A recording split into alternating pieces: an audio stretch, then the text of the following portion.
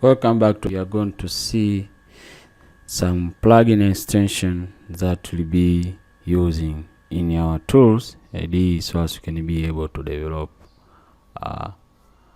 Dart applications. Now we're going to start with VS Code, that will go to use it mostly in our course, and navigate to this extension icons, and inside here let's go and search for Flutter or Dart extension, and this will show you some extensions, and once you click these extensions you'll be able to install it.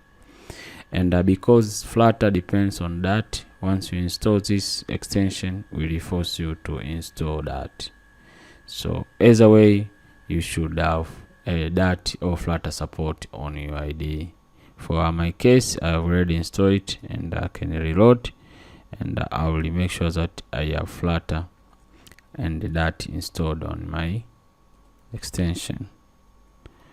So this is VS Code Dart and Flutter support extension that will enable you to develop Dart application using VS Code. Now let's go and move to IntelliJ IDEA, where also there is an plugin here that will be able to develop Dart or Flutter application. Now let's click to plugins and search for Dart or Flutter, and I will see that there is this extension here that you will have to install it. Or you can even search for Flutter, because Flutter depends on Dart. So once you have Flutter, you'll have Dart. It forces you to install Dart. Okay.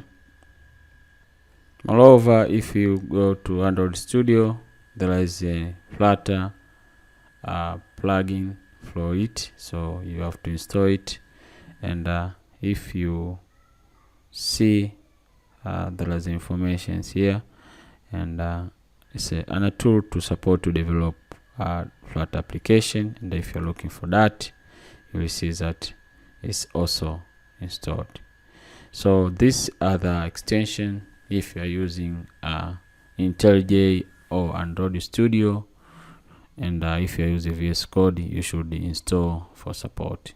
They are not that necessary, but for making our life easy as developers and programmers, we need to have those tools installed and set up well. So I think that's enough, and in the coming video we are going to start learning or creating our first Dart applications. It's where we are going to see how to create Dart applications, how to build it, and how to run it, and I will see other different ways to deal with Dart programming. So till next time, bye bye.